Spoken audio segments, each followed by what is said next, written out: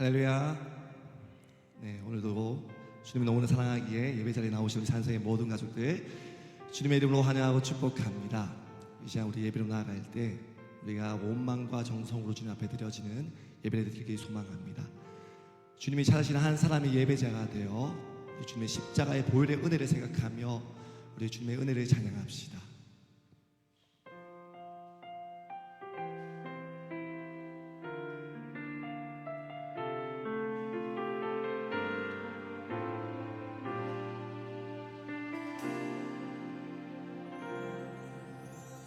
나는 하나님을 예배하는 예배자입니다.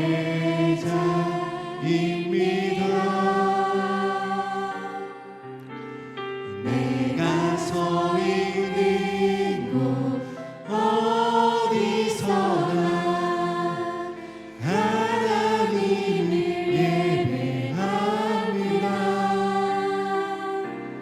내 영혼 거룩한 은혜를 향하여 내 마음 완전한 하나님 향하여 이곳에서 바로 이 시간 하나님을 예배합니다. 나는 하나님을 예배하는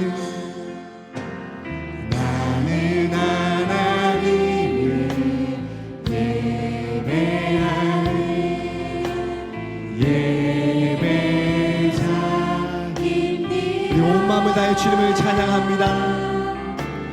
내가 서 있는 곳 어디서나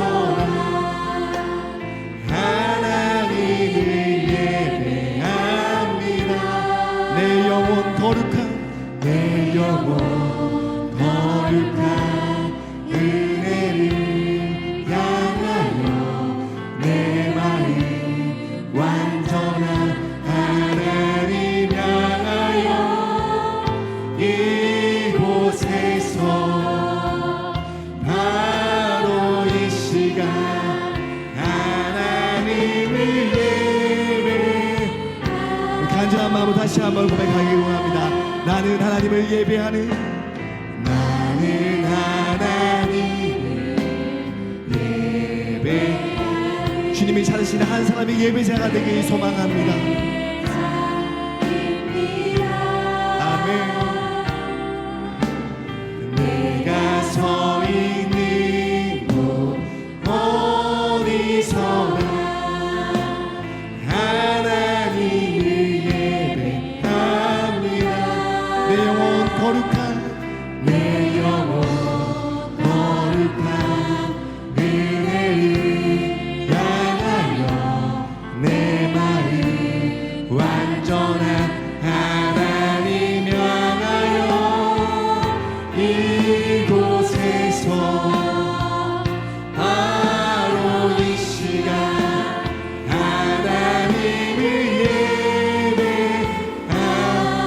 내 영혼 거룩한 은혜를 향하여 내 영혼 거룩한 은혜를 향하여 내 마음 완전한 하나님 향하여 이곳에서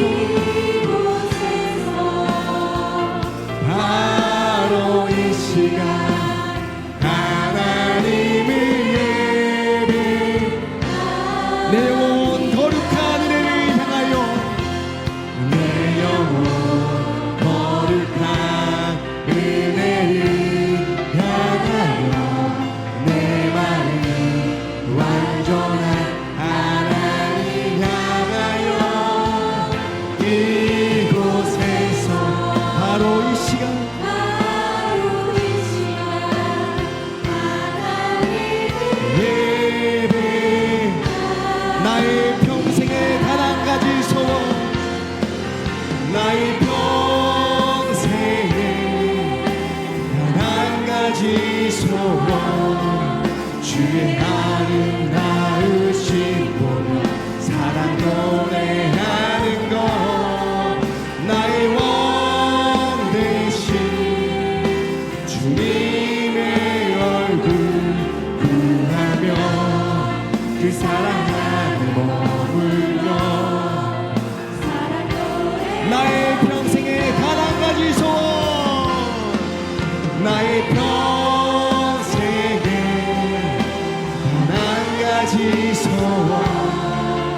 주의 아름다우신 보며 주의 선행하는 것 나의 원 되신 주님의 얼굴 구하며 그 사랑 안에 머물며 사랑 노래 나의 평생에 단 한 가지 소원 나의 평생에 단 한 가지 소원 주의 아름다우신 보며 사랑 노래하는 것 나의 왕 되신 주님 주님의 얼굴 구하며 그 사랑 안에 머물며 사랑 노래하리라. 오늘도 우리에게 넘치는 은혜를 부어주실 주님께 영광의 박수 올려드리겠습니다. 할렐루야.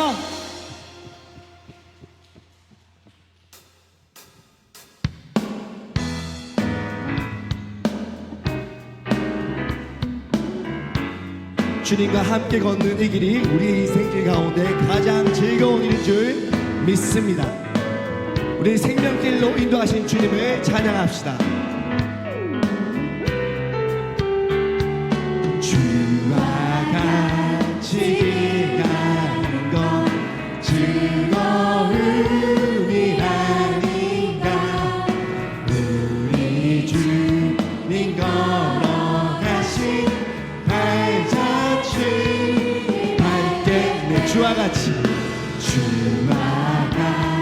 기다린 것 즐거움이 아닌가 우리 주님 걸어 다시 발자취 밝게 내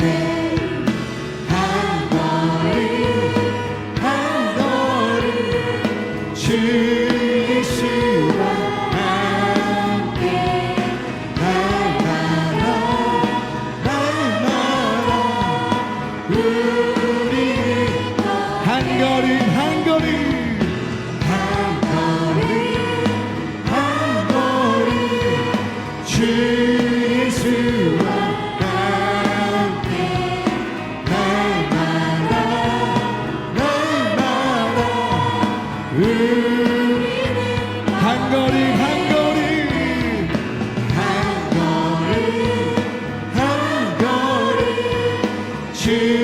예수와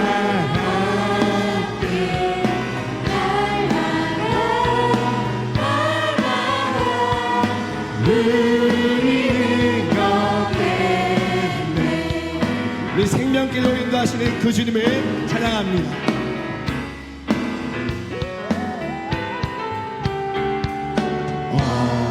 어린아이 같은 우리 미련하고 약하나 주의 손에 이끌려 생명길로 다시 한번 어린아이 같은 미련하고 약하나 주의 손에 이끌려 생명길로 가겠네. 아멘. 한 걸음 주 예수와 함께 날마다 우리는 한 걸음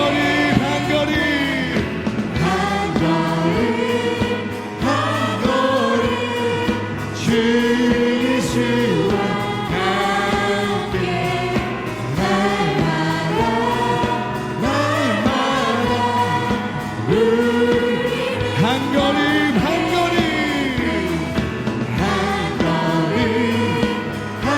걸음 주 예수와 날마다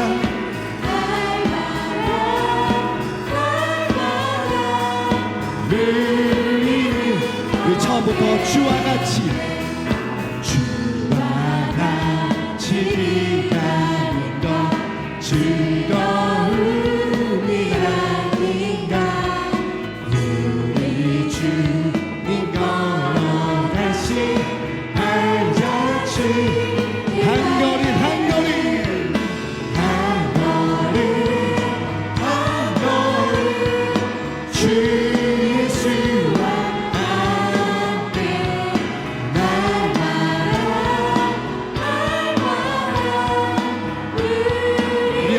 걸어가신 주님을 찬양합니다. 한 걸음 한 걸음 한 걸음 주 예수와 함께 날마다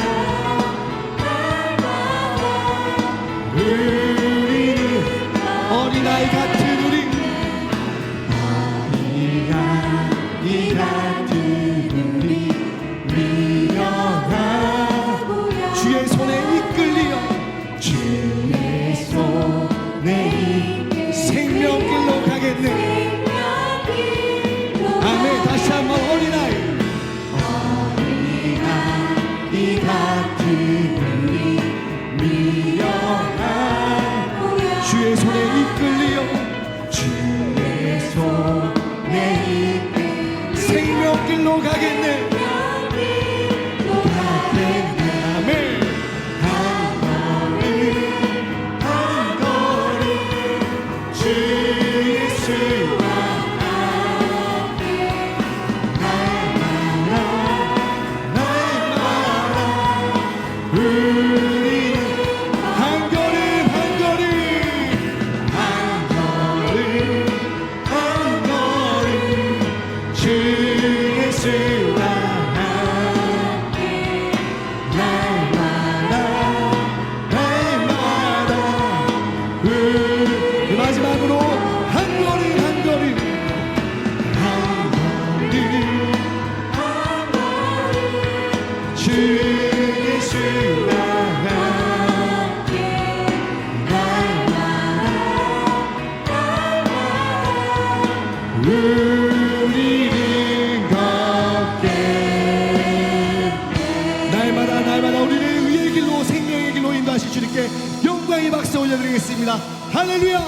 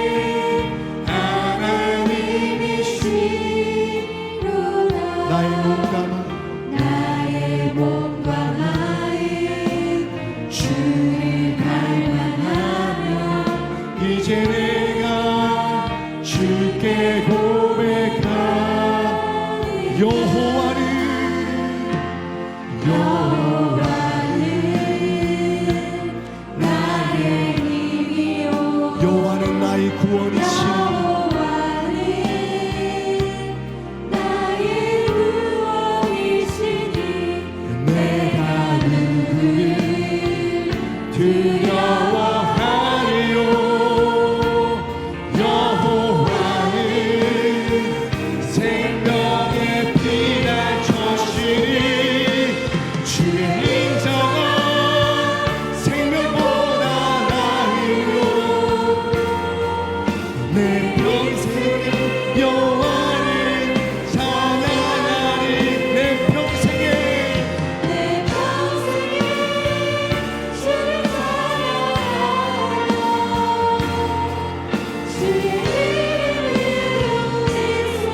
주의 인자가 생명보다 주의 인자가 생명보다 나으로 내 입술이 여호와를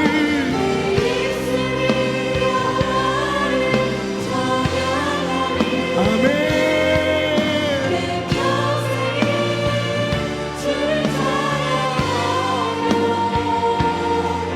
주의 이름으로 간절한 마음으로 주의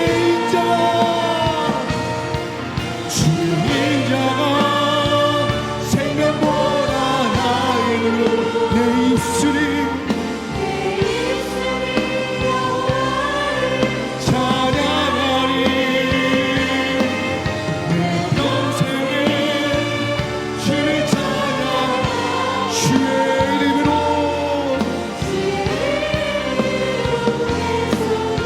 주님은 나의 산소 주님은 나의 산 주님은 나의 요새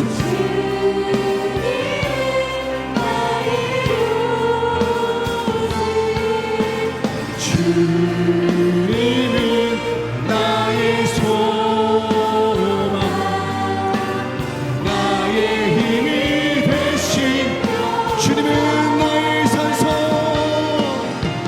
주님은 나의 산소 주님은 나의 요새 주님은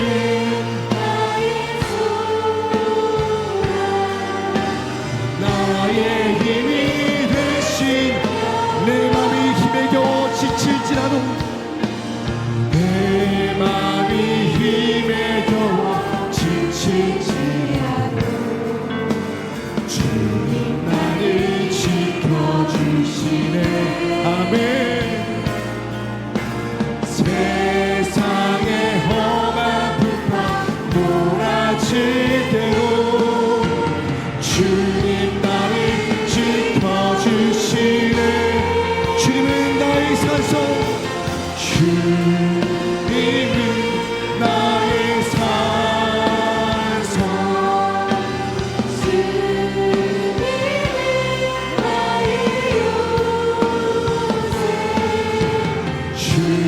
주님은 나의 소망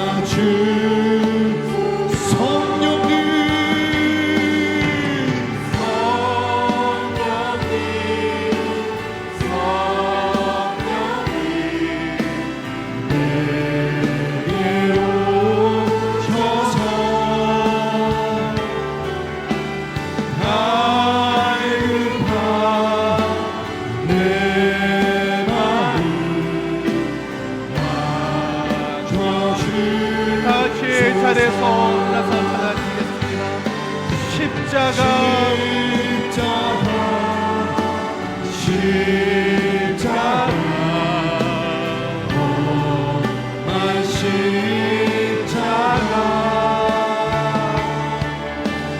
나의 죄를 위하여 죽으셨네. 보다 받으셨네. 주 영광 여기 마사 주 영광 여기 마사 열방향에 비추소서. 주의 얼굴 구하네. 주의 향기 머무소서. 주 영광 이 자리에 임하여 주 영광 여기 임하사 열방향에 비추소서. 주의 얼굴 구하네. 주의 향기 머무소서. 영광 영광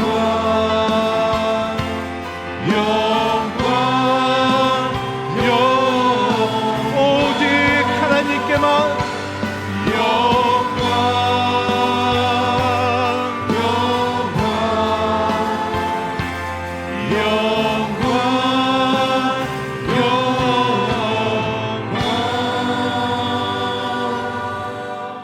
너희 모든 나라들아 여호와를 찬양하며 너희 모든 백성들아 그를 찬송할지어다. 우리에게 향하신 여호와의 인자하심이 크시고 여호와의 진실하심이 영원함이로다. 아멘.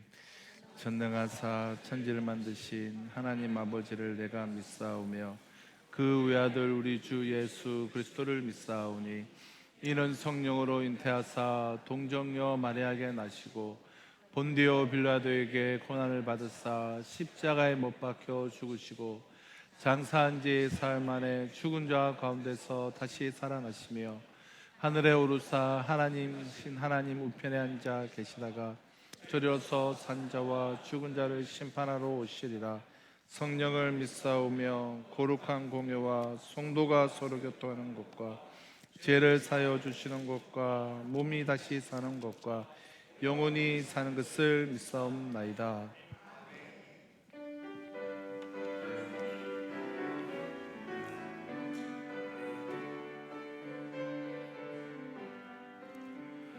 주는 나를 기르시는 목자요 나는 주님의 귀한 어린 양 푸른 풀밭 맑은 시내 물가로 나를 늘 인도하여 주신다. 주는 나의 좋은 목자 나는 그의 어린 양 저를 따라 꼴을 먹여주시니 내게 부족한 전혀 없어라. 예쁜 새들 노래하는 아침과 노을 비키는 고나무네 사랑하는 나의 목자는 선이 나를 언제나 불러주신다. 주는 나의 좋은 목자 나는 그의 어린 양 저를 따라 꼴을 먹여주시니 내게 부족한 전혀 없어라. 못된 짐승 나를 해치 못하고 거친 비바람 삼지 못하리. 나의 주님 강한 손을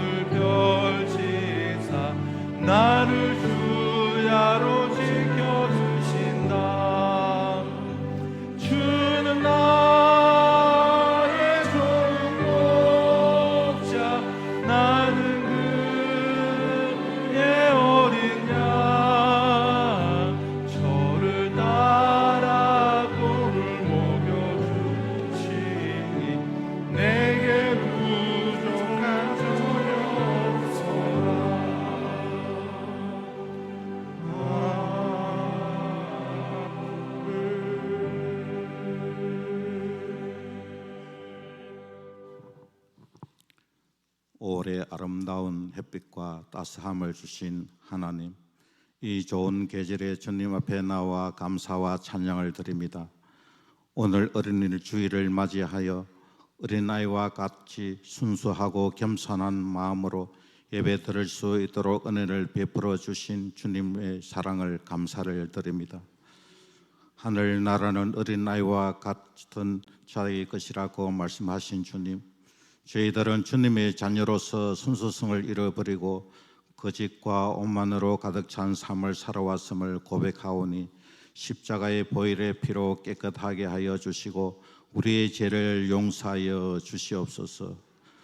다음 세대 행복 나눔 축제 하나님 은혜 가운데 마치게 하여 주시니 감사합니다. 초청된 어린 자녀들을 구원의 길로 인도해 주시길 원합니다. 교육자님들과 교사들과 동참한 모든 성도들을 축복하여 주시길 원합니다. 사랑이 많으신 주님, 저희 교회에 속해 있는 어린이뿐만 아니라 이 민족, 이 세계에 안에 속해 있는 모든 어린이들을 기억하여 주시고 험악하고 제약된 세상을 물들지 않고 정직하게 자랄 수 있도록 인도하여 주시옵소서. 특별히 주님을 믿는 어린이들이 어려서부터 주님을 의지했던 다윗과 같이 오직 하나님만을 공경할 수 있는 아이들이 되게 성령님께서 도와주시옵소서. 아이 사무엘이 점점 자라며 사람들에게 사랑을 받듯이 가는 곳마다 은총을 받게 하여 주시옵소서. 그 키와 머리가 자라면서 세상의 지식이나 경험에 끌려가는 인생이 되지 말게 하여 주시고 하나님이 주시는 지혜로 세상을 주도해 나갈 수 있는 리더로 성장할 수 있게 하여 주시며 가정에서는 부모님을 기쁘게 하며 친구들 사이에는 서로를 사랑하고 아끼는 어린이들이 되게 하여 주시옵소서. 주님을 믿는 저들 가운데 역사의 훌륭한 인물들이 많이 배출될 수 있게 성령님께서 은혜를 다하여 주시옵소서. 하나님 아버지, 5월은 가정의 달이고 오늘은 어린이 주일로 지키고 있습니다.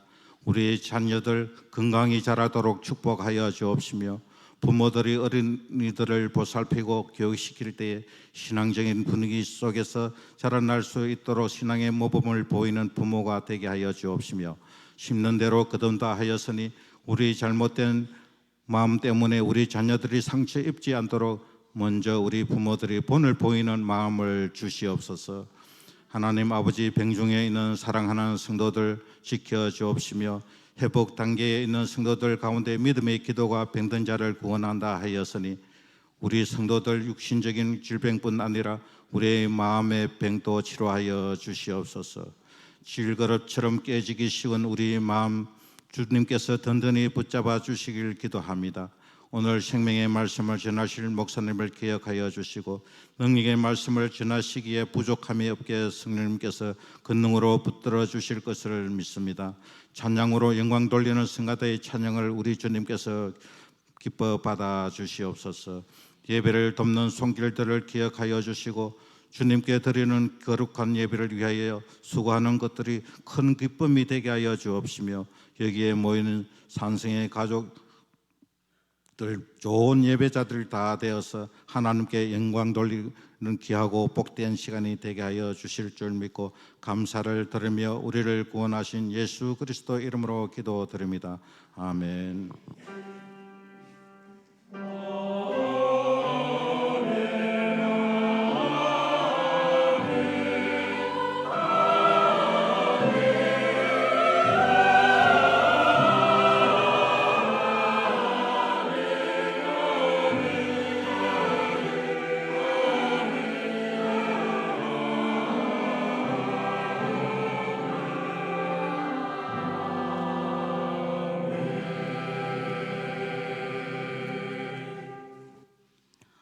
오늘 우리에게 주시는 하나님 말씀은 마가복음 14장 27절에서 31절까지의 말씀입니다.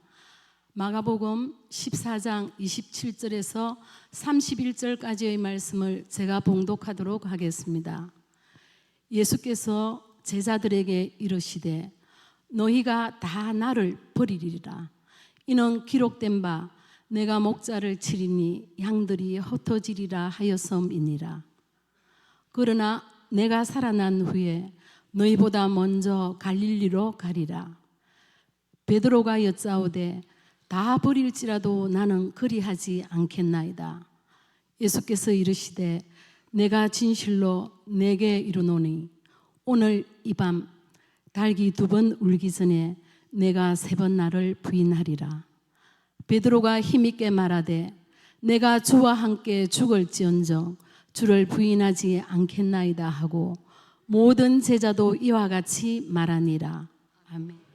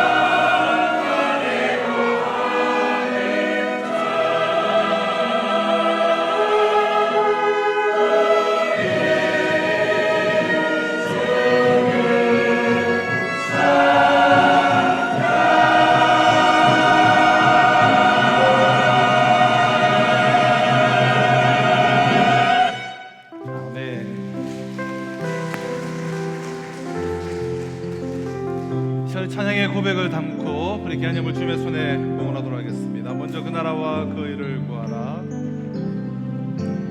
먼저 그 나라와 의를 구하라. 그 나라와 그 의를 그리하면 이 모든 것을 너희에게도 하시리라.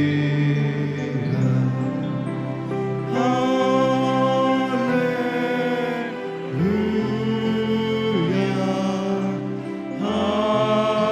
할렐루야.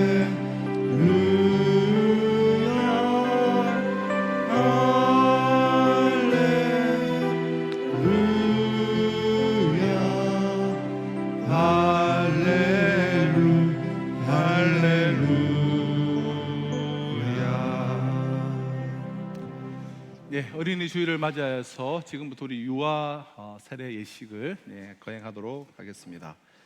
먼저 우리 호명할 때 자리에서 일어나 주시면 감사하겠습니다. 우리 심이담 우리 부모님, 우리 신동주, 김연희 우리 성도님, 그리고 우리 정하민 부모님, 우리 정참배, 우리 조한나 성도님. 이 예식은 그리스도께서 세우신 것으로 믿음으로 의롭다함을 얻는 그러한 인증입니다. 구약 시대에 아브라함의 자손이 할례를 받는 특권이 있었듯이 신약 시대에 하나님의 은혜 아래에 있는 우리 성도의 자녀에게도 이 예식을 행할 수 있는 그러한 특권이 있습니다. 여러분, 이 자녀를 위하여서 또 기도하고 또 이 자녀들과 더불어서 함께 기도하시기를 바랍니다. 또 자녀들의 눈앞에 정말 충성함과 또 겸손한 신앙생활의 보온을 보여주시기를 바랍니다. 자녀들을 하나님의 은혜로 주의 성품과 훈계 안에서 또한 자라도록 노력해 주시기를 바랍니다. 이제 여러분은 하나님과 성도들 앞에서 우리 엄숙하게 우리 서약해 주시기를 바라고요. 우리 부모님들은 우리 손을 한번 우리 들어주시겠습니까? 들어주셔서 저의 묻는 말에 이제 큰 소리로 우리 예라고 우리 대답해 주시면 되겠습니다. 여러분은 이 자녀가 예수 그리스도의 피로 씻음 받음과 성령의 새롭게 하는 은혜를 받아야 할 것으로 믿으십니까? 네. 여러분은 믿음으로 자신이 구원받은 것처럼 이 자녀도 예수 그리스도를 믿음으로 구원받을 것을 믿으십니까? 네. 여러분은 지금 완전히 이 자녀를 하나님께 바치고 겸손한 마음으로 하나님의 은혜를 의지하며 친히 경건한 본을 보이기를 힘쓰며 교회의 법도를 가르치고 그리스도 안에서 믿음으로 양육하기로 서약하십니까? 네, 손을 내리시고 제가 기도하도록 하겠습니다. 하나님, 이 시간에 귀한 자녀들에게 세례를 베풀길 원합니다. 주님 친히 찾아오시고 이 어린 생명들의 머리 위에 기름 부어 주시며 하나님의 언약의 백성으로 인쳐 주시기를 원합니다. 그리하여 복되고 아름다운 생애로 자라날 수 있도록 축복하여 주시고 이 험난한 세상을 살아가는 날 동안 악과 거짓으로부터 이 자녀들을 보호하여 주시옵고 진리로 아름답게 양육되어질 수 있도록 축복하여 주시옵소서. 하나님의 귀한 자녀로 성장해가는 모든 과정 속에 주님이 그들의 길을 인도해 주시고 말씀으로 가르쳐 주시고 경건한 부모들의 모범을 통하여 거룩한 영향력을 받아 자라갈 수 있도록 인도하여 주시옵소서. 육체적으로도 건강하게 하여 주시고 세상 속에서 하나님의 백성으로서 탁월한 영향력을 끼칠 수 있도록 도와 주옵시며 지혜와 명철을 더하시고 믿음의 백성들이 되게 하여 주시옵소서. 예수 그리스도의 이름으로 기도하옵나이다. 아멘. 이제 유아 세례를 베풀도록 하겠습니다.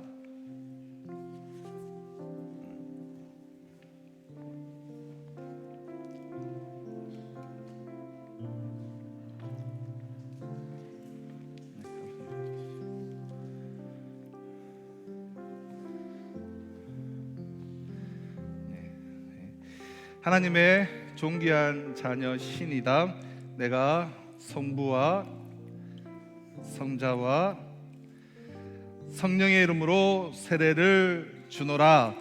아멘. 네, 허리를 잡으시고 네, 상해주시고.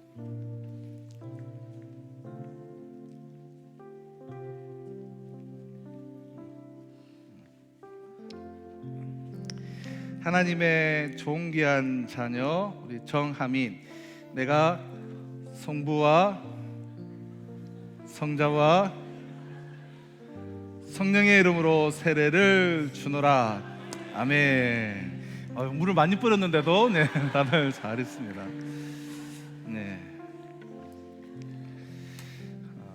제가 세례자 공포를 하도록 하겠습니다. 우리 신이담 정하민은 오늘 하나님의 은혜로 세례를 받았으므로 이제 대한예수교 장로의 산성교회 유아 세례 교인 된 것을 내가 성부와 성자와 성령의 이름으로 공포하노라. 아멘. 우리 함께 힘차게 박수하며 중간으로 좀 앞으로 오시죠. 우리 너는 시냇가에 심은 나무라. 우리 두 가정을 또 두 아이들을 우리 축복하며 찬양하겠습니다. 우리 손을 뻗어서 우리 한번 축복해 주시죠. 너는 시냇가에 심은 나무라 하나님의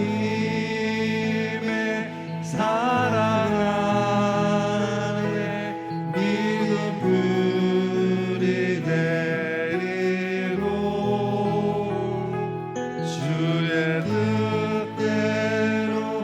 주의 뜻대로 항상 살리라. 예, 축하합니다. 네. 우리 이다미는 둘째고, 네, 우리 하민이는 이제 우리 첫째인데요. 네, 우리 셋째 계획은 있으신 걸로 알고, 또 셋째까지 나면 우리는 셋째가 되면 또 이렇게 우리가 차를 저희 교회에서 유모차 좋은 거를 이렇게 선물로 드립니다. 두 아이 다 이게 무대 체질인 것 같아요. 밑에서 놀다가 무대 올라오니까 뭐 희지고 다니네요. 자, 우리 이제 축하하며 우리 두 분에 가시면 되겠습니다.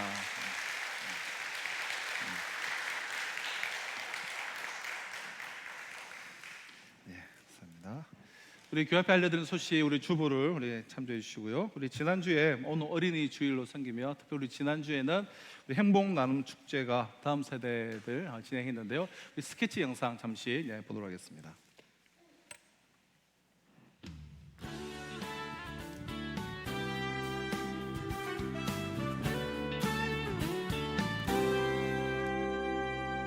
너와 나의 모습이 예수님 닮아 너와 나의 모습이 예수님 닮아 하루 이틀 매일매일 지날 때마다 더 닮아가길 원해요.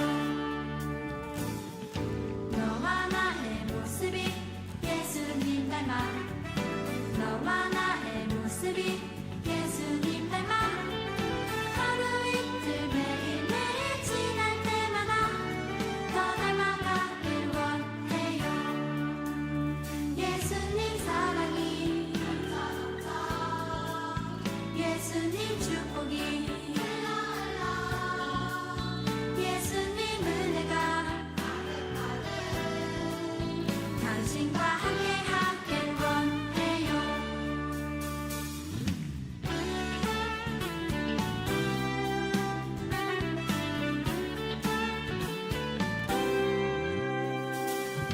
너와 나의 모습이 예수님 닮아 너와 나의 모습이 예수님 닮아 하루 이틀 매일매일 지날 때마다 더 닮아가길 원해요. 당신과 함께하길 원해요. 당신과 함께하길 원해요.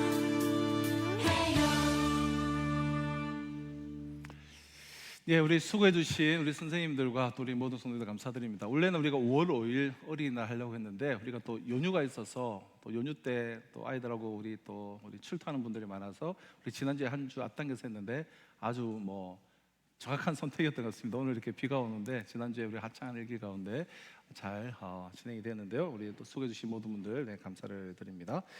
우리 오늘 내일 우리 대학 청년부 우리 MT가 있고요. 또 다음 주는 우리 어버이 주일로 그렇게 함께 우리 드리도록 하겠습니다. 우리 라이퍼님과 기도하는 엄마들 훈련이 진행되고 있습니다. 위에서 기도해 주시고요. 우리 엄마와 함께하는 CIF 캠프는 등록일이 6월 1일인데 6월 1일 날 오픈하면 한 몇십 분 안에 다 전체가 마감이 됩니다. 그래서 우리 동참하기 원하시는 분들은 우리 교육자들에게 문의해 주시면 되겠습니다. 우리 지난주에 이렇게 교회 하천부지 이제 숲을 이렇게 조성했는데 가보신 분들이 이제 계신 줄 모르겠는데요. 이제 큰 굵직한 거는 다 해놓고, 근데 이제 우리가 여러 가지 잔손이 뭐 풀을 뜯는다든가 좀 쓰레기를 줍는다든가 좀 잔잔하게 해야 할 일들이 좀 일손들이 좀 많이 이제 필요하다고 합니다. 이번 주 토요일 날 우리 오전에 우리 시간 되시는 분들은 우리가 교회를 이제 대청소한다는 생각으로 혹시 집에 우리가 뭐 홈이라든지 곡괭이, 빗자루 이런 거 있는 분들 있으면 도구가 있으시면 좀 가지고 오셔서 우리 많이들 참석하셔서 토요일 오전에 좀 전체를 좀 가꾸고 또 돌보고 함께 우리 점심 식사하고 또 그런 교제하는 시간들 삼으셨으면 좋겠습니다. 우리 시간 되신 분들은 많이들 동참해 주셔서 함께 해주시면 좋겠고요. 또 우리 주말 농장을 지난번에 신청을 받았는데 16가정이 신청해 주셨고요. 오늘까지 우리 주말 농장을 하시기 원하시는 분들은 1층 로비에 가셔서 그렇게 기록해 주시면 오늘까지 신청 받아서 신청하신 분들 그렇게 우리 주말 농장을 할 수 있도록 그렇게 우리 분양을 하도록 하겠습니다. 그 외의 내용은 우리 주부를 참조해 주시고요. 5월 우리 가정의 달을 맞이하여서 오늘은 우리가 어린이 주일로 보내고 다음 주는 어버이 주일로 보내게 될 텐데요. 우리가 2주간 사도행전 말씀은 잠시 우리가 보다 먼저 우리 2주간 부모와 자녀에 관한 말씀을 좀 2주간 나누려고 하는데요.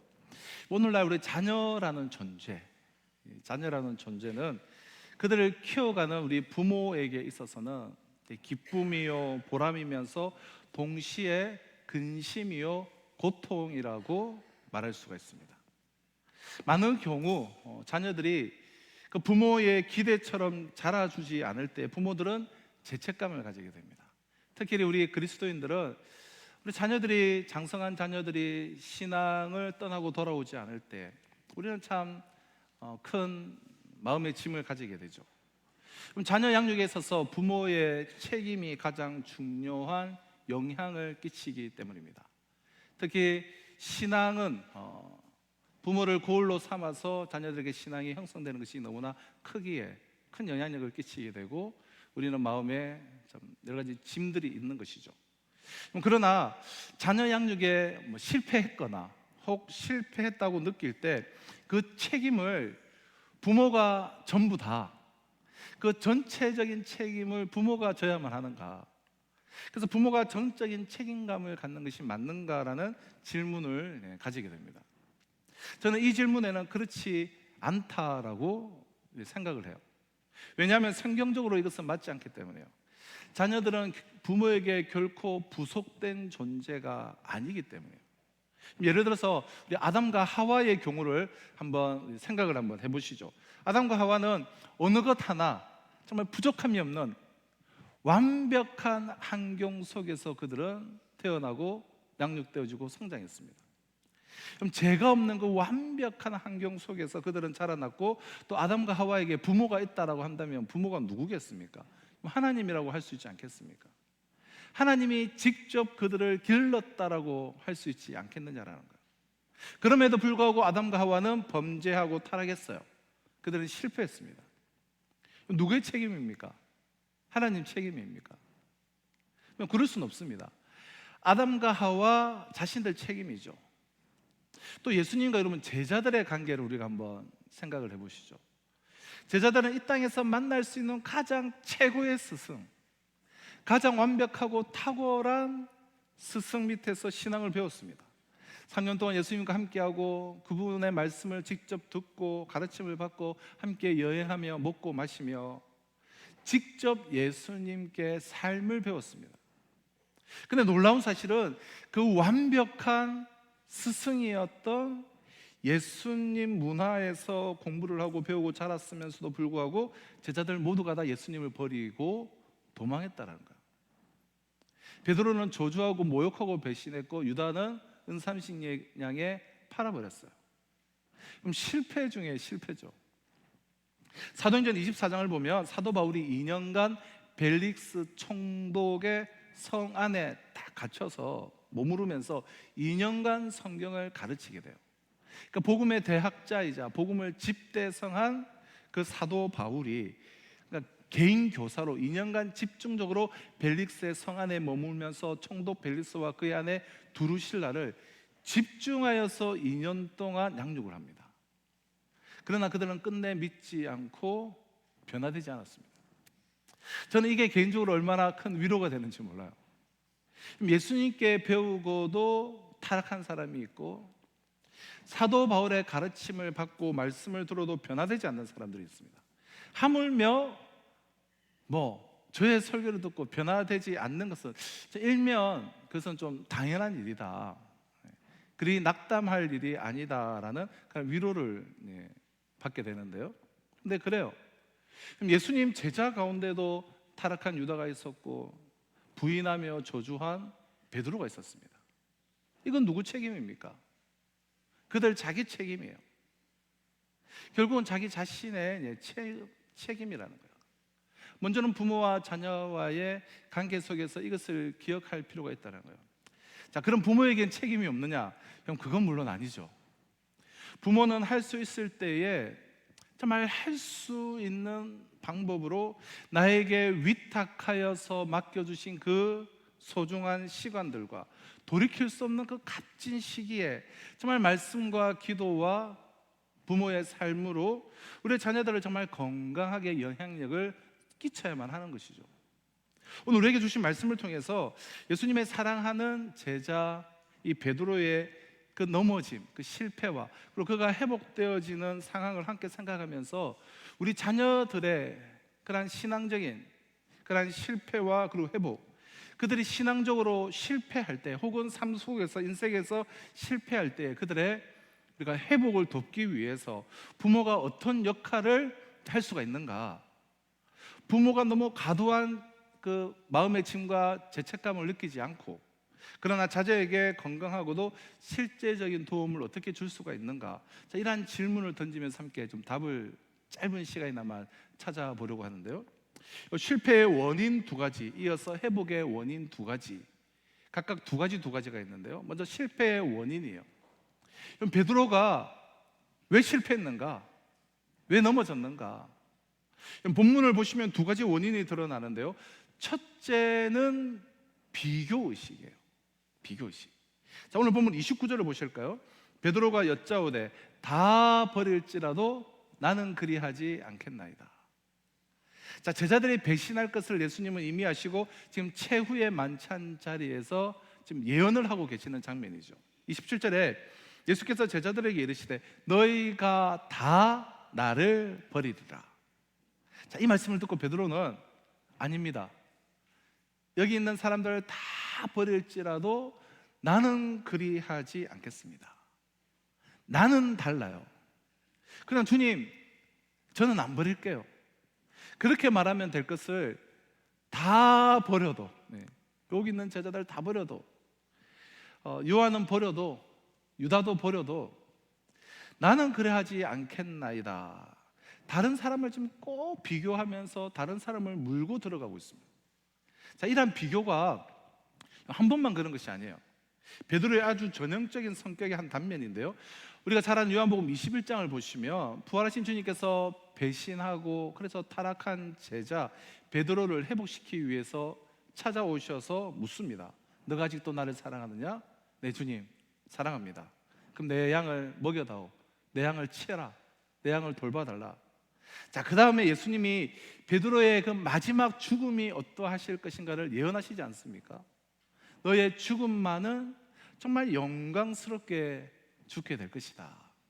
자, 예수님이 그래 말씀하시면 아, 주님 그렇습니까? 그렇다면 제가 정말 최선을 다해서 살다가 그렇게 생을 마감하겠습니다. 자, 그러면 되는데 그때 베드로가 무슨 말을 하죠? 요한복음 21장 21절에 보면 옆에 있는 또 요한을 딱 비교하면서 요한을 바라보면서 그러면 요한은 어떻게 됩니까? 지금 이 사람은 어떻게 되나요? 요한을 또 가리키고 요한과 비교하는 거예요. 베드로는 끊임없이 다른 사람과 자기를 비교를 합니다. 자, 이러한 비교 의식에서 우리가 완전히 자유할 사람은 물론 한 사람도 없습니다. 하지만 비교 의식을 여러분 극복한다는 것은 굉장히 중요해요. 비교 의식으로부터 내가 자유한다는 것은 놀라운 축복이에요. 비교 의식을 극복하지 못한 채 늘 비교하면서 살면 인생은 끊임없이 좀 피곤하고 짜증스럽고 좌절스럽습니다. 그리고 만족함이 없어요. 불만이 가득하고 스트레스에서 벗어날 수가 없습니다. 왜냐하면 이 세상에는 나보다 잘난 사람은 어디를 가나 항상 있기 때문에요. 그럼 2명일 때에는 내가 잘나고 1등인 줄 알았는데 10명이 모인 곳에 가면은 1등 하기가 힘들죠. 그럼 100명이 모이든 1000명이 모이든 뭐 10,000명이 모이든 자, 1등이라는 것은 단 한 사람이기 때문에 이게 쉬운 일이 아니에요. 그럼 대통령은 한 나라의 한 명이기에 그 잘나고 똑똑하고 힘 있는 사람들이 다 만족함이 없어요. 항상 불만족이고, 우리가 국가 행사나 여러 가지 기념식 때 표정들을 보십시오. 거기 앉아 있는 그 내노라 하는 정치인들, 그 내노라 하는 사람들이 다 모여 있어도 1등은 한 명이기에 모든 의정과 모든 스포트라이트와 관심과 집중은 1등에게만 돌아가기에 대부분이 만족스럽지 못해요. 불만족을 가지고 앉아 있어요. 마음이 불편해요. 그럼 나보다 잘하는 사람, 노래를 나보다 잘하는 사람, 얼굴도 나보다 잘생기고 이쁜 사람, 그리고 나보다 똑똑한 사람, 나보다 잘 사는 사람, 나보다 은사가 많은 사람, 어디에 가나 항상 있기 마련입니다. 그 비교 의식에서 좀 자유하지 못하면 항상 자기 자신에 대한 뭔가 이 비참한 감정을 가지면서 살게 됩니다. 이런 사람은 자연히 이 자아상이, 자신의 건전한 자아상도 왜곡되게 되죠. 그럼 둘 중 하나예요. 열등감에 빠지든가 아니면 잘못된 우월감에 도취되든가. 비교의식은 항상 두 가지를 낳아요. 열등감 아니면 우월감. 그럼 열등감과 우월감은 별도의 다른 것이 아니라 동전의 양면처럼 같은 것입니다. 왜 우월감을 갖습니까? 우월감. 열등감이 있어서 그래요. 열등감을 가리기 위해서, 커버하기 위해서 허세의 모습이 우월감으로 등장하게 되죠. 열등감이 있기 때문에 이 열등감을 숨기면서 조금이라도 내가 뭔가 내세울 게 있으면 허세를 부리며 우월감으로 나타난다는 거예요. 열등감이 없는 사람은 허세를 부리며 우월감을 갖지 않아요. 열등감이 없는 사람은 우월감도 없습니다. 열등감이 약한 사람은 우월감도 두드러지게 나타나지 않는다는 거예요. 다른 사람은 다 버려도 나는 안 버려요. 베드로의 그 열등감이 지금 우월 의식으로 표출된 하나의 모습이고, 그 근본 밑바닥에는 비교 의식에 사로잡혀 있다는 거예요. 자, 어떻게 이 비교 의식을 우리가 극복할 수가 있을까요? 그럼 실력을 뭐 더 잘 키우고 그리고 어떤 일에 잘 되고 잘나게 되면 비교 의식이 사라지게 될까요? 그럼 그렇지 않습니다. 그럼 비교 의식을 극복하기 위해서는 비교 의식의 반대를 알아야 됩니다. 비교 의식의 반대가 무엇입니까? 비교 의식의 반대는 창조 의식이에요. 그럼 비교 의식은 끊임없이 다른 사람과 나를 비교하게 됩니다. 꽤 내가 괜찮은 자리에 올라가도 또 더 위의 사람들하고 비교하기에 이 만족은 가질 수가 없어요. 저 사람은 저런데 나는 왜 이럴까?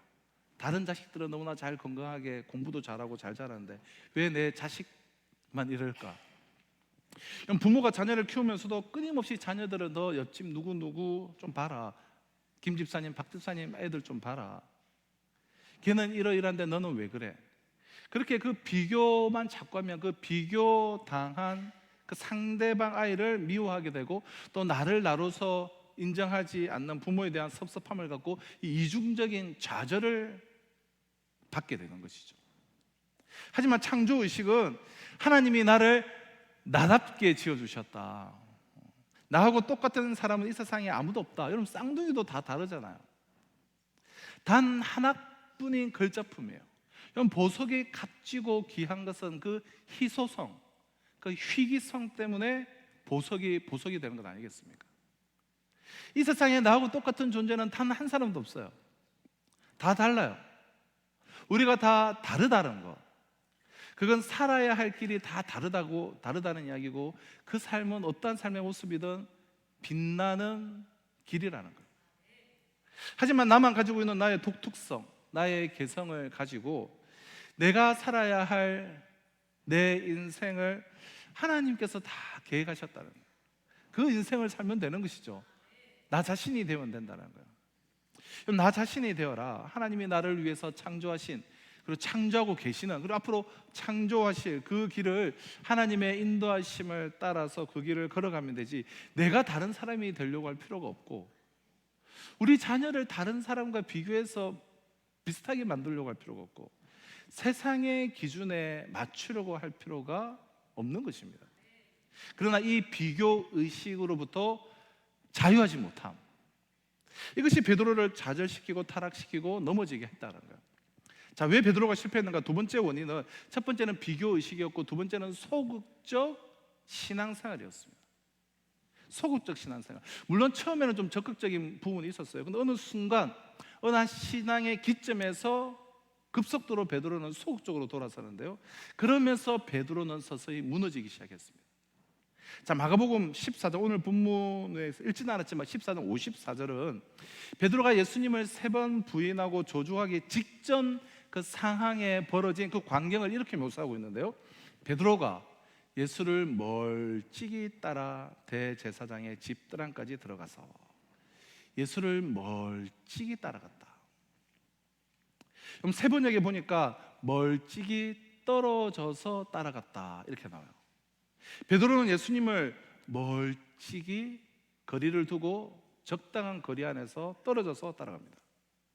바로 그 다음에 베드로의 이 실패 사건이 벌어지게 되는 거예요. 멀찍이 적당히 거리를 두고 눈치 보며 따라가다가 결국 배신하는 겁니다. 교회에 올 때도 좀 기왕이면 그래서 우리가 좀 앞자리에 좀 앞으로 앉을 때가 좋는 것이 좋습니다.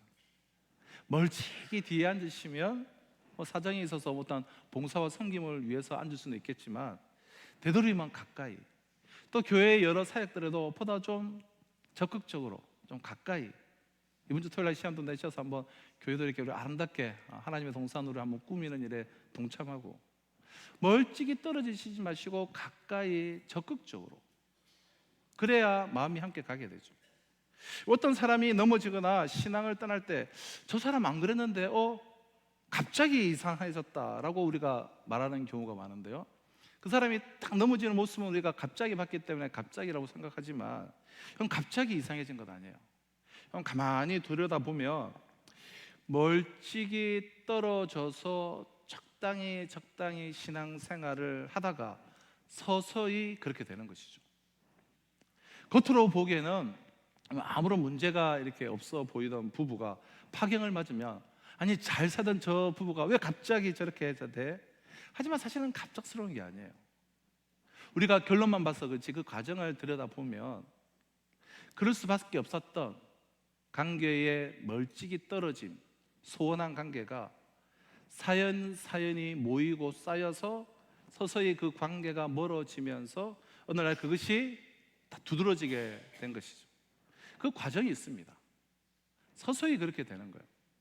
모든 것은 점진적인 하나의 과정을 밟게 되어 있습니다. 자, 우리 부모님들이 그럼 이 자녀를 우리가 양육하는 이 과정에 있어서도 어떻게 해서든지 우리가 뭐 주입식이든 뭐든 무조건 신앙으로 양육해야만 하는 시기가 있고, 또 자녀들이 스스로 신앙을 결정하며 붙잡을 수 있도록 또 지켜보고 기도하며 내버려 두는 그런 시기가 있어요. 무조건 신앙으로 양육해야 되는 시기는 유아, 유치, 유초등, 요즘은 또 초등 한 저학년까지밖에 안 돼요. 이 시기, 이때는 무조건 여러분 이게 들쳐매고 예배당으로 오셔야 돼요. 주일은 물론이고 시간이 된다면 금요 기도에도 들쳐매고 오시고, 사랑방 예배 특세 한다고 하면 아이를 안고 업고 자고 있는 애 그냥 들고 와서 뭐 예배 시간 내내 뭐 자든지 무조건 교회에서 좀 뛰어놀고 교회에서 그렇게 무조건 좀 생활하도록 데리고 오셔야 돼요. 얼마나 중요한 순간순간들인지 모릅니다. 여사로 여길 시간들이 아니에요. 그렇게 그 분위기, 그 추억, 그 문화, 그 자면서 듣는 말씀, 자면서 듣는 그 찬양 소리, 자면서 듣는 엄마의 그 기도 소리, 그러한 소리들의 그 영혼이 계속해서 노출이 되어져야 됩니다. 영혼 깊은 곳에 다 스며들어가 녹아나게 돼요. 어느 교회든 우리가 세가족으로 등록하시는 분들 중 완전한 교회 내가 처음 왔다, 완전한 생짜배기는 거의 없다고 보시면 됩니다. 대개가 유치부 때, 여름 성경학교 때 한번 하루라도 가봤든지, 초등학교 때 친구 따라 크리스마스 때 가보아서 뭐 몇 개월을 교회를 다녔던 것, 뭐 어릴 때 정말 짧든 길든 교회를 한 번이라도 갔던 사람들이 좀 장성해서 출산 후에 결혼 후에 출산을 하고 또 뭐 직장 생활을 하는데 관계가 어려워서 또 건강이 좋지 않아서 자녀 문제 때문에 막 힘들어하고 있는데 누구의 건면을 통해 뭐 전도를 했다든지, 또 내가 우연히 갑자기 교회에 가고 싶다는 마음이 갑자기 들었다든지, 혹은 어느 날 갑자기 교회 십자가를 보고 내가 가야 되는가 싶었다든지, 어린 시절 잠시라도 발을 담그고 교회를 다녔던 사람들이 장성한 후에 다양한 여러 가지 모습으로 돌아오게 되는 거예요. 정말 다양하게, 정말 희한한 방법으로 오게 됩니다. 그럼 아무런 배경도 없는 분들은 정말 극소수예요. 극소수. 직접적인 어떤 말씀의 깨달음이 없다고 하더라도 어릴 때 영적인 분위기와 문화에 노출돼야 돼요. 그래서 다음 세대 행복 나누는 축제, 우리가 적지 않은 예산을 들여서 적지 않은 에너지를 들이지만, 오늘 뭐 그렇게 지난주에 많이 왔는데 몇 명이나 등록했겠습니까? 그렇게 많이 안 왔을 거예요. 그래도 계속해서 우리가 넓게 씨를 뿌리듯이 그렇게 다음 세대들이 한 번이라도 교회 마당을 밟도록 우리가 하는 것이죠. 시간만 되면 어린 자녀들은 무조건 우리가 이렇게 데려와야 하고요. 또한 우리 부모님들이 자녀를 양육하는 과정에서 자녀들이 자신들 스스로가 신앙을 결정적으로 붙잡는 그런 시기가 있는데요, 제일 좋은 시기가 언제냐면 바로 10대 때예요. 10대. 그런데 부모가 그 중요하고 결정적인 시기에 자녀들의 신앙에 찬물을 확 끼얹어 버리고 말아요. 심지어는 재직들, 아니 중직자들이 그렇게 할 때가 의외로 참 많습니다. 그럼 자녀들이 교회 와서 열심히 하면 뭐 좋아하다가도 고등학교 올라가고 고2가 되고 고3이 되어서 여전히 열심히 하면 마음이 불안해지기 시작해요. 그러면 주일날 학원은 갔다 왔냐? 보강은 없냐? 교회는 좀 슬슬 나와라. 예배만 들고 빨리 돌아가라. 나중에 뭐 해도 괜찮아. 그럼 저희 때는 이런 경우가 정말 많았습니다. 정말 많았어요. 토요일 날 학교 마치고 막 교회에 오거나 주일 날 오후까지 남아 있으면 그렇게 막 눈치를 주는 거예요. 교회 어른들이 다 눈치를 주는 거예요.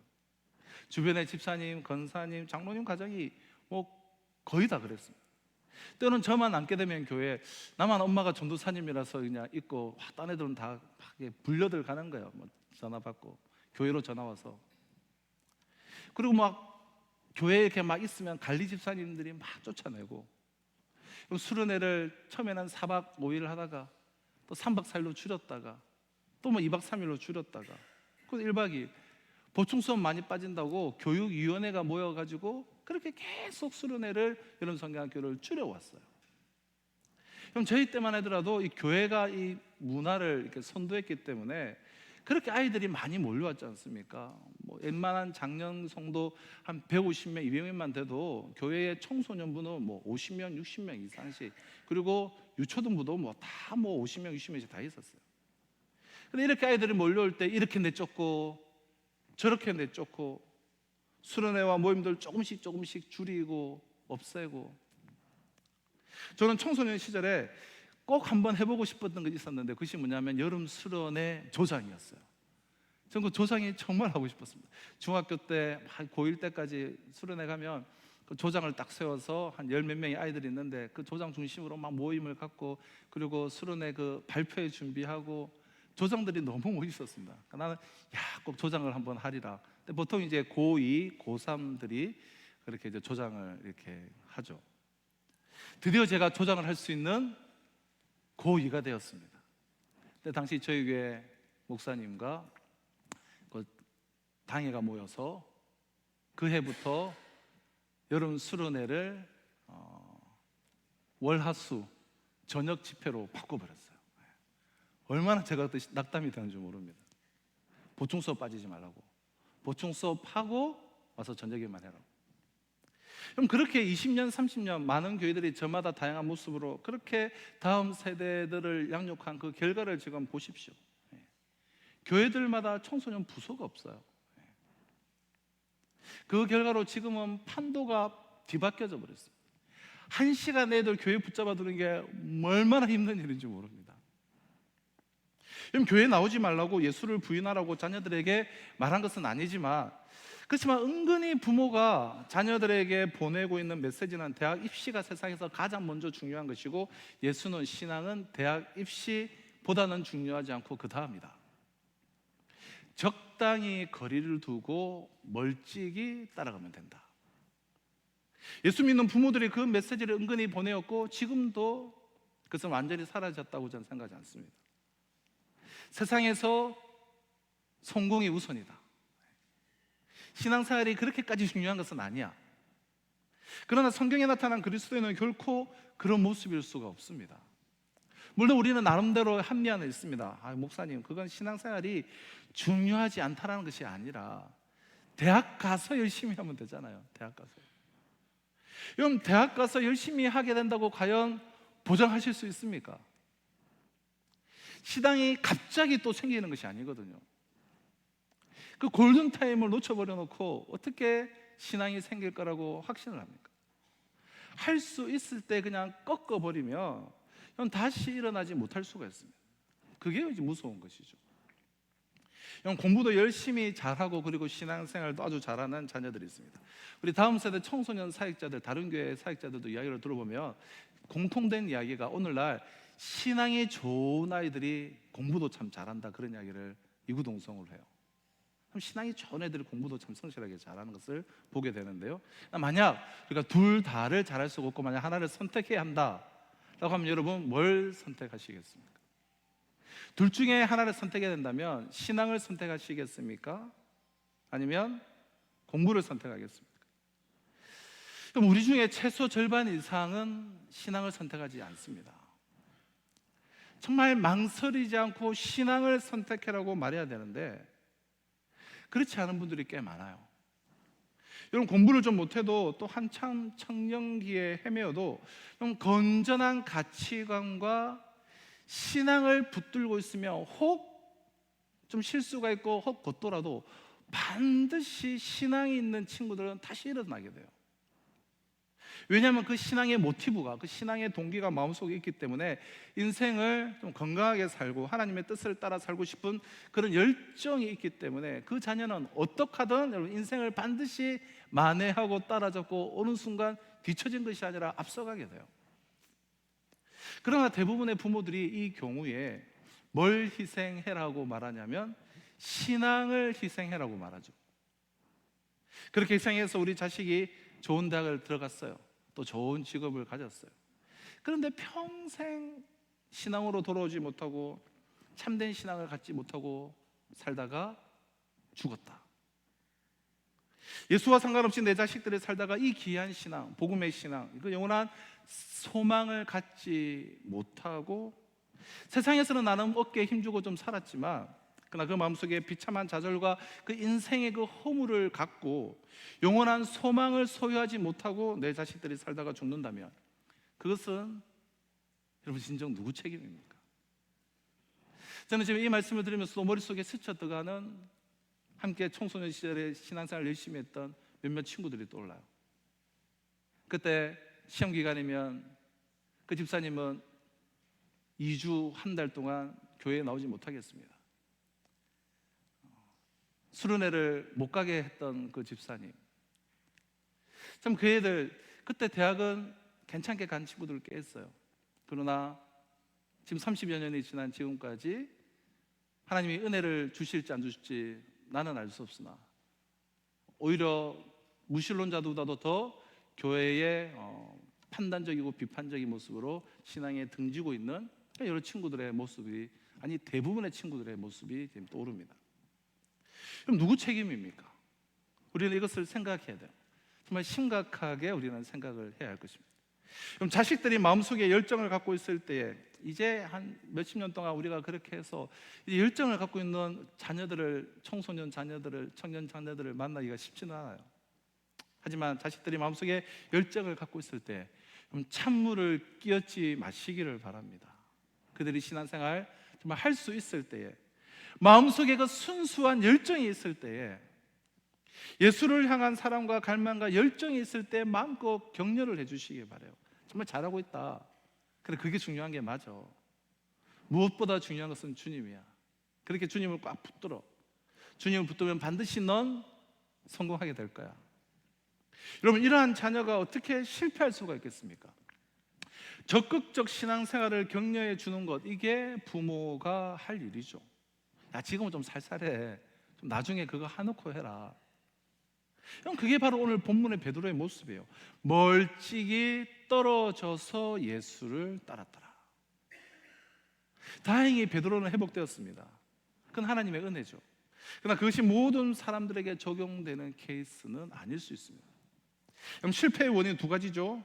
비교의식과 소극적 신앙생활.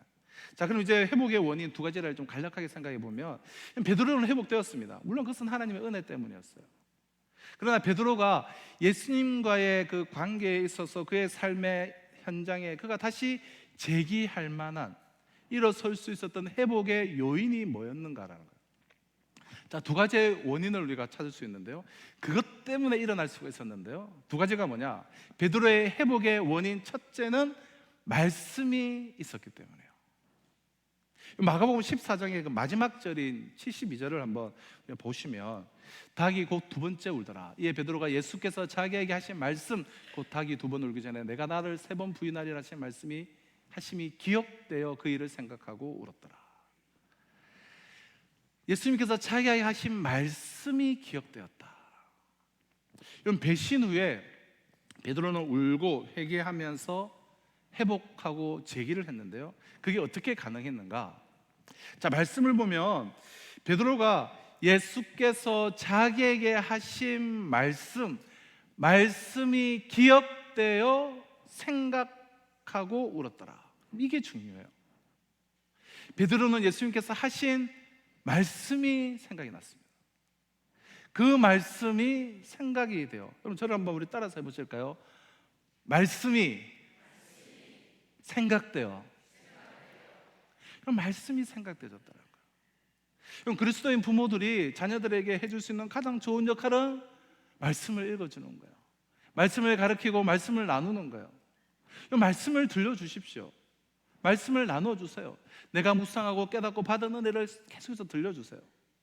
그럼 내 자녀들이 듣든지 안 듣든지 늘 하나님 말씀을 읽어주고 들려주고 같이 말씀을 나누고 말씀을 읽는 모습을, 말씀 생활하는 모습을 보여주고 항상 말씀을 같이 하는 거예요.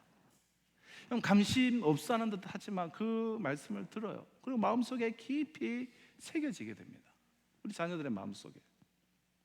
여러분, 결정적 시기에 내 자녀들이 내가 나누었고 내가 들려줬던 그 말씀을 붙잡고 다시 일어나게 될 것입니다.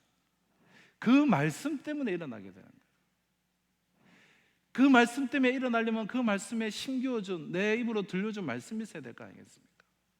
말씀을 마음에 심는다는 것은 얼마나 중요한지 모릅니다. 여러분, 말씀이 마음속에 있으면, 말씀의 씨앗이 뿌려지면 언젠가 그 말씀을 붙들고 일시적인 실패의 과정은 있어요. 넘어지는 자리는 있습니다. 우리 자녀들이 신앙생활 잘하다가 한순간에 흔들려질 수도 있어요. 그때 여러분 너무 놀라지 마시기를 바랍니다. 부모에게 물려받은 그 신앙을 자기의 신앙으로 삼기 위한 그 회의의 과정, 그 방황의 과정을 거치지 않는 10대는 아무도 없습니다. 그 과정을 다 겪어요. 그때 너무 놀라지 마시기를 바랍니다. 중요한 것은 부모가 자녀들에게 뿌린 그 말씀의 씨앗, 그 말씀이 있다면, 그 말씀이 남아져 있다면, 그 말씀이 우리 자녀들의 심령 가운데 심겨져 있다면 우리의 자녀들은 그 말씀을 붙잡고 일어나게 될 것입니다. 그 말씀 때문에 회복될 거예요. 오히려 우리가 자녀들과 좀 진지한 이야기, 말씀을 가지고 이런 진지한 이야기 하는 거를 뭔가 좀 부끄러워하는 그런 우리 문화가 있는데요. 어색해하고 교회에서는 이렇게 하는데 자녀와 이렇게 말씀을 붙잡고 진지한 이야기 하는 것을 되게 부끄러워하는 경향이 있는데, 여러분, 그러나 정말 내가 깨달은 말씀, 자녀들을 위해서 기도하면서 갖고 있는 말씀, 아빠 엄마가 이런 말씀을 붙잡고 너에게 기도하고 있고, 이런 말씀을 한번 나눠보십시오. 그 진지한 상황을 어색해하는 것 같지만 그게 깊이 새겨져요. 그 어떤 잔소리와 그 어떤 말보다 아이들의 가슴에 새겨져요. 안 듣는 듯하지만 다 심겨져 있습니다. 그리고 결정적인 순간 그 말씀 때문에 그들이 일으켜지고 회복하게 됩니다.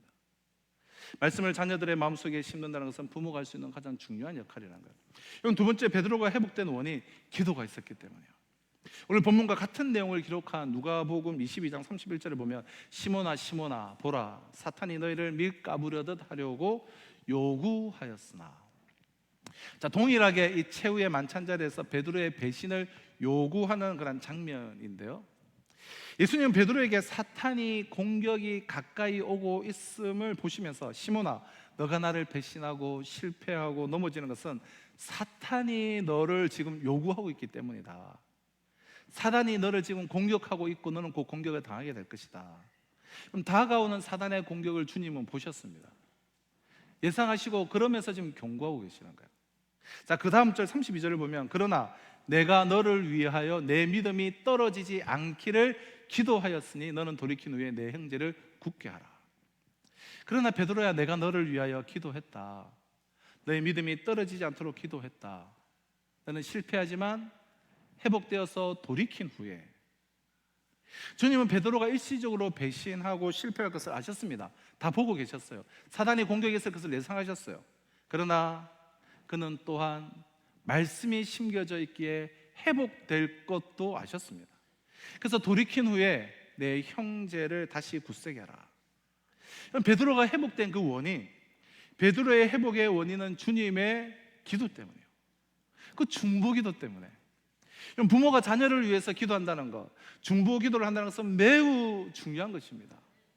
때로는 부모의 여러분 말이 이제 먹혀 들어가지 않고 부모의 잔소리가 통하지 않을 때, 어떤 영향력을 끼치려도 도저히 영향을 끼칠 수가 없는 그런 상황이 되는 때, 이미 대부분이 그때가 오셨고 또 그런 때가 곧 다 오지 않겠습니까? 그럼 저희 집만 하더라도 저희 이제 딸과 함께 이제는 어디 가서 밥 한 끼 함께 먹기가 되게 힘들어요. 같이 밥 먹은 지가 아주 좀 오래된 것 같아요. 최근에가 기억이 안 날 정도로. 공부 때문에 이제 시간이 없다고, 참 누구를 닮아서 그런지 저는 전혀 안 닮았는데 그렇게 막 공부한다고 시간을 잘 내주질 않아요. 내일이면 월요일 이제 연휴니까 제가 오랜만에 가족이 함께 우리 산책이나 하자고, 우리 항매산에 뭐 철쭉이 아주 이번 주에 예쁘게 핀다고 그렇게 뉴스에 나오길래 내일 이제 항매산에 같이 가서 우리 좀 산책 좀 하고 맛있는 거 먹고 오자니까 절대 안 된다는 거예요. 스터디 카페 가서 공부해야 된다고. 어제 저녁에도 이렇게 신방이 있어서 또 이렇게 아이들 데리고 와서 같이 식사를 하자고 이제 초대를 해주셔서 어차피 밥 먹는 시간이니까 가서 밥 먹자. 아무리 부탁을 해도 그냥 시험도 끝났는데 토요일 하루 그냥 하루 종일 자기는 집 밖에 한 발자국도 안 나가겠다. 뭐 그러면서 그냥 이제 결국은 안 가주는 거예요. 뭘 해주고 싶어도 이제는 뭘 해줄 수가 있는 게 없습니다. 그러나 우리가 아직도 할 수 있는 것이 하나가 있습니다. 그것은 그들을 위해 기도하는 거예요. 우리는 우리 자녀들을 위해 여전히 기도할 수가 있습니다. 그리고 부모가 기도하는 한 자녀들은 회복되게 될 거예요. 그리고 우리 자녀들을 우리가 기도하면서 여러분 지켜봐 주시기를 바랍니다. 부모가 지켜봐 준다는 것은 여러분 매우 중요한 거예요. 누가복음 22장 61절을 보면 베드로가 통곡하면서 돌아오기 바로 그 직전의 사건을 누가복음은 이렇게 매우 인상 깊게 묘사하고 있는데요. 주께서 돌이켜 베드로를 보시니. 주께서 돌이켜 베드로를 보시니. 여러분 한 번 더 저를 따라서 한번 해보실까요? 주께서 베드로를 보시니. 그럼 주께서 돌이켜서 베드로를 보시니, 지금 주님은 베드로를 보고 계십니다. 자, 이미 베드로는 예수님을 3번이나 지금 부인한 상태예요. 저주까지 했어요. 욕까지 했어요. 그러나 아직도 주님은 베드로를 지켜보고 있었습니다. 그것은 변함없는 사랑의 시선이었어요.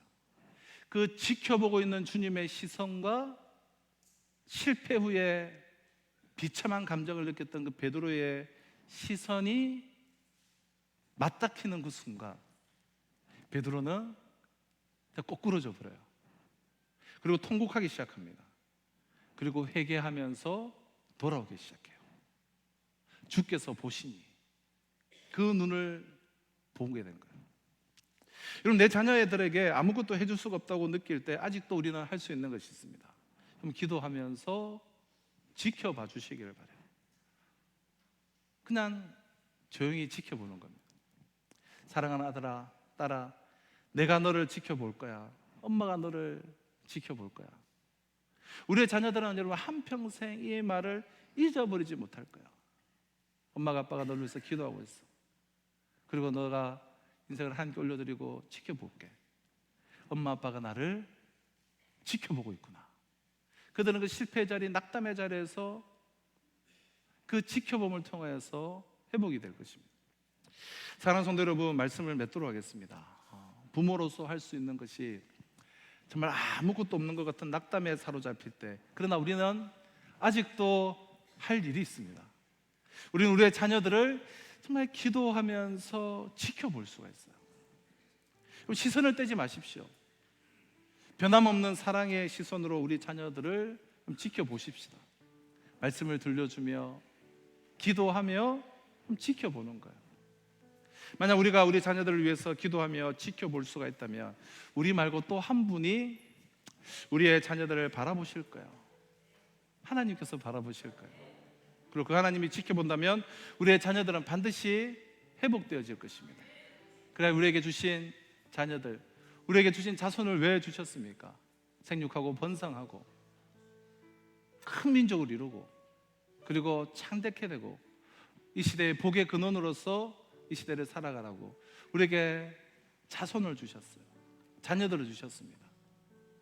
온전히 주의 말씀으로 교육하고 그리고 기도로 지켜보면서 우리 자녀들 정말 혹 넘어지고 혹시 신앙의 자리를 이탈한 자녀들이 있다면 우리의 제 바른 부모의 역할로 통하여서 주께로 돌아오고 믿음의 귀한 가정을 이루어서 하나님께 영광 올려드리는 우리 모든 가정들 정말 이 시대의 복의 근원으로서 쓰임받는 모든 믿음의 명문 가문들을 다 이루실 수 있으시기를 주님의 이름으로 축복합니다.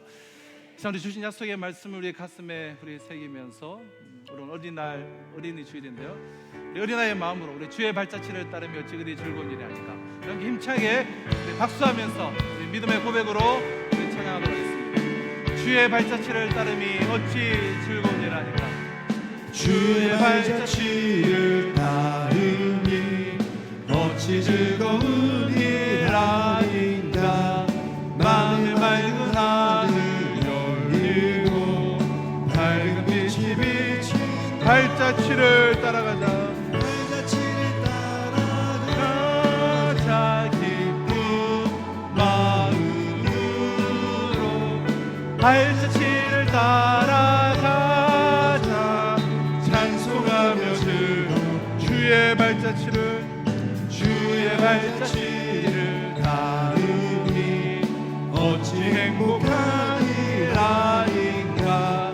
마음의 악한 생각 사라져 밝은 마음 같은 발자취를 따라가자. 발자취를 따라가자.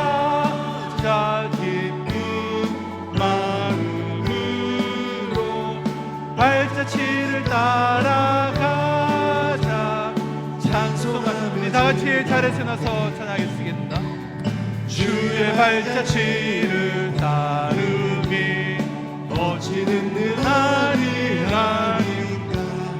마음의 두려움은 사라져 새로운 힘 솟는 발자취를 따라가자. 발자취를 따라가자. 기쁜 마음으로 발자취를 따라가자. 찬송하며 즐겁게. 사랑과 은혜와 자비가 풍성하신 하나님 아버지, 이 시간 우리의 가정 주님의 손에 올려드립니다. 하나님이 택하신 가정이요 축복의 가정들이요 믿음의 명문 가문을 이루어서 이 시대를 섬기며 이 시대에 하나님의 나라를 세워나가는 복의 근원 축복의 통로로 귀히 쓰임받기를 결단하며 다짐하며 나의 마음의 중심과 우리의 자녀들을 온전히 주님의 손에 올려드리는 이 손길, 이 예배를 기뻐 받아주셔서 한평생 하나님의 크심과 인도하심이 우리의 자녀들, 우리의 자손들, 우리의 가정에 충만할 수 있도록 은혜 내려 주시옵소서.